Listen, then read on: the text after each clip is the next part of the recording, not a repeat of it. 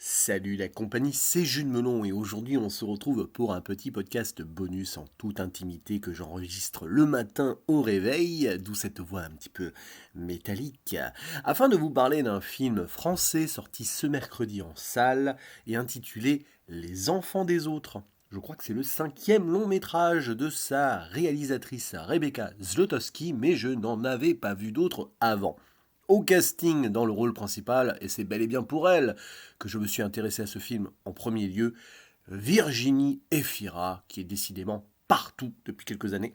À ses côtés, Roche Dizem, qui est quand même bien réputé aussi comme acteur, et puis aussi Chiara Mastroianni, citons aussi la présence de Sébastien Pouderoux ou encore de Frédéric Wiseman, qui est un réalisateur américain et qui joue ici un gynécologue.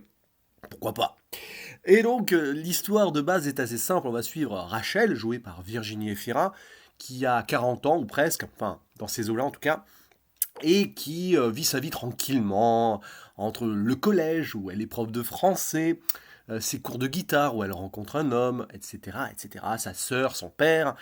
Et un beau jour, elle se rend compte que le temps presse. Elle aimerait avoir un enfant. Parce que jusqu'ici, ça n'a pas été possible. Et en allant voir son gynécologue, celui-ci lui dit que sa ménopause pourrait être avancée.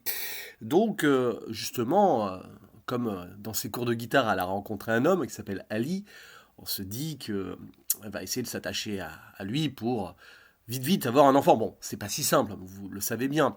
Mais surtout, Ali, il a déjà une fille, une petite Leila âgée de 4 ans.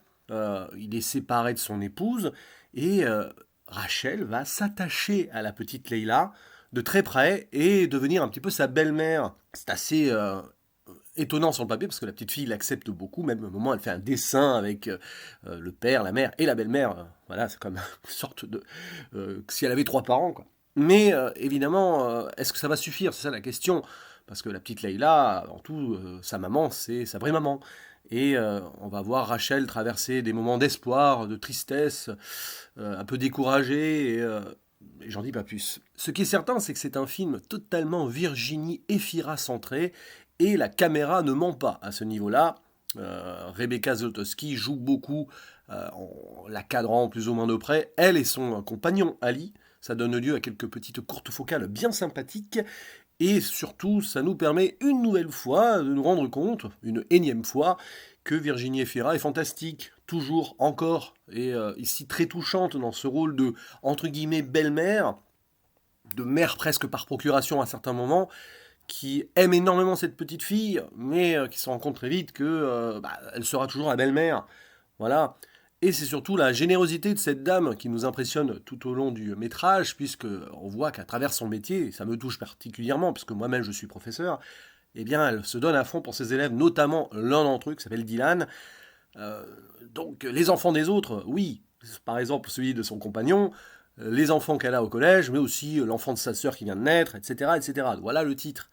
Après, le film, avec cette générosité-là qui transparaît du personnage de Rachel, a ses petits défauts, justement, c'est qu'il part beaucoup dans tous les sens, autour donc de ce microcosme qui entoure, oui, autant dire ça comme ça, Rachel, et à certains moments, il y a quelques longueurs parce que on se perd un petit peu sur certaines priorités.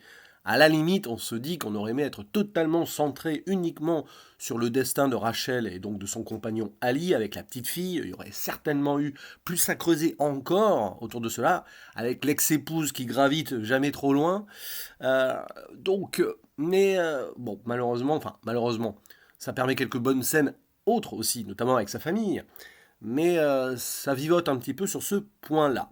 Après, sur le plan de la réalisation, Rebecca Zlotowski apporte un esthétique, on va dire, pertinent à l'ensemble, sans trop en faire, mais justement en jouant donc sur les rapports entre les protagonistes, les rapprochements, un peu plus d'éloignement, et ces fondus au noir qui sont progressifs sous forme de ronds, comme si un œil s'ouvrait et se fermait. Alors j'ai pas le terme technique ici, mais pour bien nous montrer que le tout est centré sur Rachel. À chaque fois qu'il y a un fondu, d'une séquence à l'autre, on va dire, eh bien, c'est centré totalement sur le personnage de Virginie Efira pour bien nous montrer que c'est d'elle dont il s'agit avant tout. et tout l'univers qui gravite autour d'elle. Donc ça, c'est plutôt intelligent et assez sobre. Il y a une forme d'intimité dans le film. D'ailleurs, Rebecca Zlotowski se permet quelques moments où les corps sont un peu dénudés, hein. Virginie Efira, elle est à l'aise à ce niveau-là, et tant mieux d'ailleurs, parce qu'on sent que c'est une actrice qui est à 100% libérée et qui ne se refuse rien, surtout quand la situation lui permet de s'exprimer. C'est le cas ici, et que c'est totalement justifié. Donc forcément, il y a des moments assez, pas érotiques, mais entre Ali et Rachel, voilà, on est proche d'eux. Et ça reste tout le temps avec une certaine distance et une poésie aussi. Puis il y a des moments voilà, où ils vont voyager en Camargue, donc ça aussi c'est mon coin un petit peu. Alors, c'est pas exactement là où je vais en vacances, mais j'ai reconnu un petit peu le contexte. Donc forcément c'est un film sur lequel je me suis pas mal attaché, même s'il va pas être majeur dans cette année 2022. Il y a une forme de candeur et de sensibilité qui se dégage de l'ensemble, évidemment grâce à Virginie Efira, mais aussi Roche Dizem qui a cette sobriété qui colle bien au personnage et qui fait que ce duo principal fonctionne plutôt bien. Voilà. Après, bon, les petits à côté, etc., un moment avec un collègue du travail, tatati, tatata, ouais, bon, ça, c'était pas forcément obligatoire, mais ça nous permet justement de montrer que Rachel, elle se donne à fond dans tout ce qu'elle fait, et forcément, elle attire aussi un peu le regard des autres. Forcément. Donc, métrage intéressant, j'ai envie de dire, et je pense assez proche de la vie de Rebecca Zlotowski. Alors, je dis ça, je dis rien, elle a la quarantaine aussi. Je ne sais pas donc si notre metteuse en scène a des enfants ou pas, mais elle aussi, elle a perdu sa maman à peu près au même âge que le personnage de Rachel, tout ça. Donc peut-être qu'elle y a mis beaucoup d'elle, et si c'est le cas, ça se sent. Voilà. N'hésitez pas à dire en commentaire ce que vous pensez de ce film, si vous l'avez vu ou pas, si vous comptez le voir, et si vous appréciez Virginie Efira, Gisem ou les autres brûlots de Rebecca Zlotowski, parce que je pourrais m'intéresser à terme à sa carrière. Il ne me reste plus qu'à vous dire à la prochaine. Ciao!